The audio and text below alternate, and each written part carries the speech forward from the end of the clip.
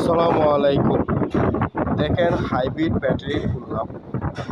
খোলার পর দেখি এটা প্রচণ্ড কার্বন জমেছে প্রত্যেকটা ব্যাটারি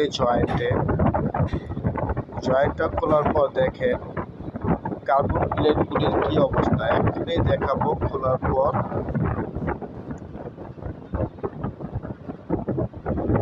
আস্তে ধীরে খুলতে হয়, কারণ প্রত্যেকটা ক্লিপ যদি ভেঙে যায় বিশাল একটা প্রবলেম হয়ে যাবে। এর জন্য দেখেন কার্বন প্লেটটি দেখাচ্ছি। দেখেন কার্বন প্লেটটিতে কী পরিমাণে কার্বন জমেছে।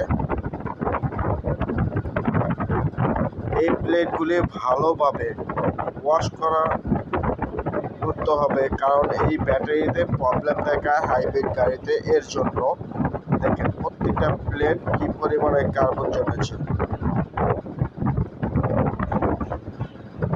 এটা আপনার ব্যাটারিতে সিগন্যাল দেখাবে ড্যাশবোর্ডে, ব্যাটারি চার্জ হচ্ছে না, গাড়িতে স্টার্ট দিতে প্রবলেম দেখাবে।